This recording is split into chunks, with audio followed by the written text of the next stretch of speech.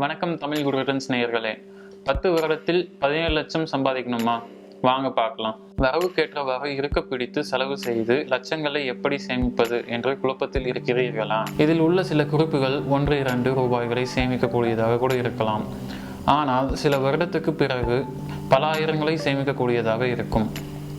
இதோ உங்களுக்கான மாதம் 9,000 ரூபாய் முதல் நாளுக்கு 300 ரூபாய் வரை சேமிப்பதற்கான குறிப்புகள். மின்சாரத்தை முதலில் எப்படி சேமிப்பது என்று பார்ப்போம். குளிர்சாதன பெட்டி சுற்றி காற்று எளிதாக வந்து போகக்கூடிய இடமாக அமைக்கவும். நேரடியாக சூரிய வெளிச்சம் படக்கூடிய இடங்களை தவிர்க்கவும். ஃப்ரிட்ஜ் முழுவதும் எப்போதும் நிரப்பியும் ஐஸ் கட்டிகளை எப்போதும் நீக்கவும் வேண்டாம்.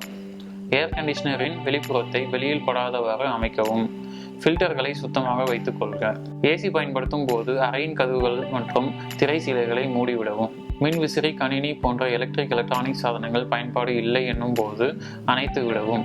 இதனால் 50% வரை உங்கள் மின்சார கட்டணத்தை குறைக்கலாம். ஏசியின் அளவீட்டை 22 வைப்பதற்கு பதிலாக 25 வைப்பதன் மூலம் 5% வரை உங்கள் மின்சார பயன்பாட்டை குறைக்கலாம். நீர் கொதிகளின் வெப்ப அளவை குறைப்பதன் மூலம் 15% வரை மின்சார பயன்பாட்டை குறைக்கலாம். இதன் மூலம் மாதம் 500 ரூபாய் வரை நீங்கள் சேமிக்கலாம். போக்குவரத்து செலவுகளை எப்படி குறைப்பது என்று நாம் பார்ப்போம். குறைந்தது வாரத்திற்கு ஒரு முறையாவது பொதுத்துறை போக்குவரத்து, கார் பகிர்தல் போன்றவற்றை பயன்படுத்துங்கள்.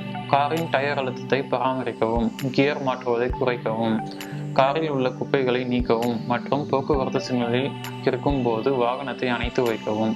பொதுத்துறை போக்குவரத்தை நீங்கள் பயன்படுத்தும் போது 800 ரூபாயும், எரிவாயு சேமிக்கும் குறிப்புகளை பின்பற்றுவதன் மூலம் 500 ரூபாயும் என மொத்தம் 1300 ரூபாய் வரை நீங்கள் சேமிக்கலாம்.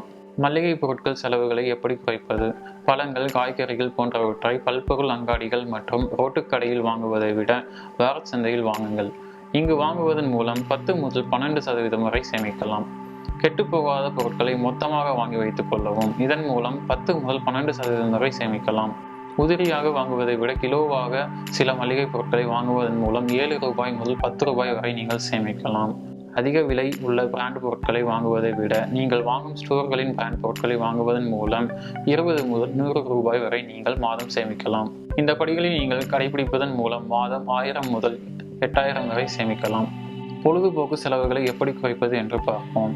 வெளியில் சென்று உணவை உண்பதை விட சலுகையில் உள்ள சில செயலிகளை பயன்படுத்தி வீட்டிற்கே உணவை வரவழைத்து உண்ணலாம். வெளியில் செல்லும் போது குளிர்பானங்கள் அருந்துவதை விட வீட்டிற்கு வாங்கி வந்து அருந்தலாம். வார இறுதி நாட்களில் சினிமா பார்க்க செல்வதை விட வார நாட்களில் செல்வதனால் 150 ரூபாய் வரை டிக்கெட் விலை வேறுபாட்டை காணலாம். மேலே உள்ள குறிப்புகளை பின்பற்றுவதன் மூலம் மாதம் 2000 ரூபாய் வரை நீங்கள் சேமிக்கலாம்.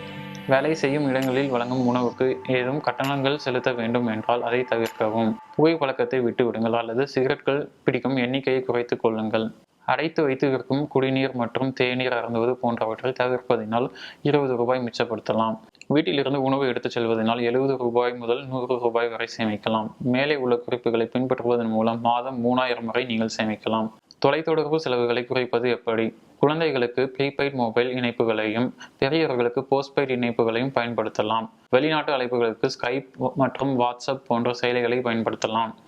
வீட்டில் இணைய இணைப்பை வைத்திருக்கிறீர்கள் என்றால் தேவைக்கேற்ப அளவான திட்டங்களை பயன்படுத்தவும். இவற்றை நீங்கள் பின்பற்றுவதனால் மாதம் 3000 ரூபாய் வரை நீங்கள் மிச்சப்படுத்தலாம். சரியாக கட்டணம் செலுத்துதல், சலுகைகள், கேஷ்பேக் போன்றவற்றை பெற மின்னணு வாலெட்கள் பயன்படுத்தவும். மொபைல் டிடிஹெச் ரீசார்ஜ்கள், மொபைல் கட்டணங்கள் போன்றவற்றை மின்னணு வாலெட்கள் மூலம் செலுத்தலாம். இதே போன்று டாக்ஸி, திரைப்பட டிக்கெட், ஹோட்டல் புக்கிங் போன்றவற்றை மின்னணு வாலெட்கள் மூலம் பெறலாம். போஸ்ட்பெய்ட் கிரெடிட் கார்டு கட்டணங்கள் சரியான நேரத்தில் செலுத்தி அபராத கட்டணங்களை தவிர்க்கலாம். இவற்றை செய்வதனால் மாதம் 600 ரூபாய் வரை நீங்கள் சேமிக்கலாம். இப்படி உங்களால் மாதம் 9000 ரூபாய் வரை மிச்சப்படுத்த முடியும் என்றால் இதனை 9% வரை லாபம் அளிக்கும் முதலீடு திட்டங்களில் சேமித்து வைத்தால் 5 வருடத்தில் 6.8 லட்சமாகவும், 10 வருடத்தில் 17 லட்சமாகவும், 15 வருடத்தில் 33 லட்சம் ரூபாயாகவும் லாபம் பெறலாம். நன்றி தமிழ் குட்ரிட்டன்ஸ் நேயர்களே. இன்று நான் உங்களுக்கு அளித்த தகவல்கள் பயனுள்ளதாக இருந்திருக்கும் என்று நினைக்கிறேன். இது போன்ற பயனுள்ள தகவல்களை நீங்கள் தொடர்ந்து பெற தமிழ்.goodreturns.in என்ற இணையதளத்தை பார்க்கவும்.